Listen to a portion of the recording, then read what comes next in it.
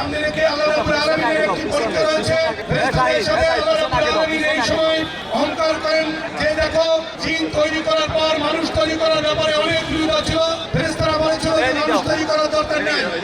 আল্লাহ রাব্বুল আলামিন বলেছেন ইবাদতের জন্য মানুষ তৈরি করতে হবে এবং এই মানুষ যখন ইফতার সামনে নিয়ে অপেক্ষা করতে থাকে আল্লাহর নির্দেশে, তখন আল্লাহ রাব্বুল আলামিন অনেক খুশি হয়।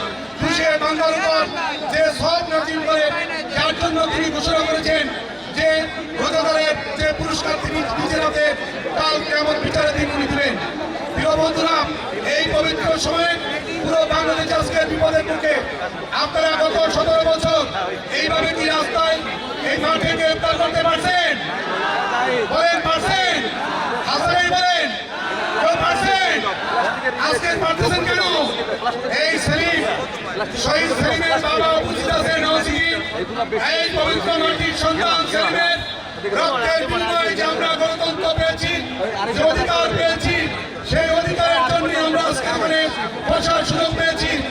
আমি সেই কারণে এই নওয়াজী টোটাল সকল ব্যবসায়ী থেকে সকল মানুষের কাছে আহ্বান জানাতে চাই, আপনারা এই সেলিমের পরিবারের পাশে থাকবেন।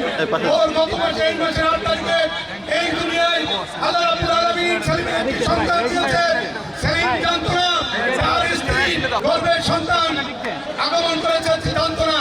সেলিম শহীদ হওয়ার 15 দিন পরে ডাক্তার চিকিৎসা করেন। ডাক্তার 2 মাসের অন্তঃসত্ত্বা অর্থাৎ সন্তানের বয়স 2 মাস, ডাক্তার আইডেন্টিফাই করেছে। অর্থাৎ সেলিমের মৃত্যুর 7 মাস পর তার একটি সন্তান আল্লাহ দুনিয়ায় কন্যা সন্তান দিয়েছে।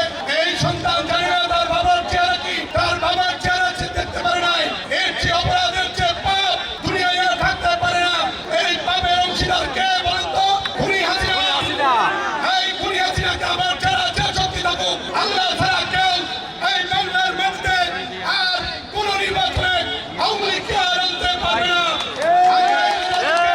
আল্লাহর কাছে প্রার্থনা করি, আল্লাহ সেলিমের ভুলকে যারা বুঝতে পারছেন তাদেরকে তুমি এই দুনিয়া থেকে নিয়ে যাও। তাদেরকে তুমি শান্ত করতে চাও।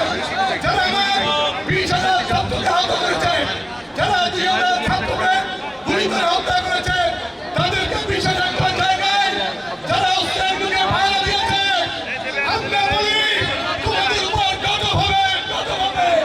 সেলিমের সন্তানের বাবাকে ফেরত দাও। বড় বড় কথা বলো। যারা বলে যে আওয়ামী লীগের নির্বাচন করার অধিকার আছে, আমি বলি হ্যাঁ অধিকার আছে। আমি ফেরত চাই এই সেলিমের কন্যা, সেলিমের যে কন্যা তার সঙ্গে সেলিমকে ফেরত দাও। সেলিমের বাবা তার মায়ের সঙ্গে সেলিমকে ফেরত দাও। এই কুকুরের বাচ্চারা যারা তোমরা হাসিনাকে আবার অধিকার চাও, তোমাদেরকে টেনে হেসে মানুষ কুকুরের মতো রাস্তায় বিচার করবে, কুকুরের মতো বিচার করবে। তোমাদেরকে ক্ষমা করা হবে না। আজকাল বাংলাদেশে বিভিন্ন এজেন্সি লোক বিভিন্ন কথা বলে। আমাদের নেতা যারা নেতা হয় তাদের বলের পর বল দেখতে হয়। তারেক রহমান 5 তারিখের পর বারবার বলতেছিলেন যে আমাদের সামনে অনেক শত্রুবল আছে, আমাদের সমান এই বল আপনারা আমরা দেখতে পারি না। যত তাড়াতাড়ি নির্বাচন করেন তত তাড়াতাড়ি ভালো। কতিপয় লোক নির্বাচন বাদ দিয়ে সংস্কারের কথা বলা শুরু করেছে। আজকাল দেখেন যত সময় পাবে তত আগামীর জন্য পথ তত সহজ হবে। এই কারণেই তাদের প্রমাণ নির্বাচনের কথা বলছে। নির্বাচন যদি হয়ে যায় এই প্রাচীর চুপ্পু, এই দুর্নীতিবাজ রাষ্ট্রপতির চুপ্পু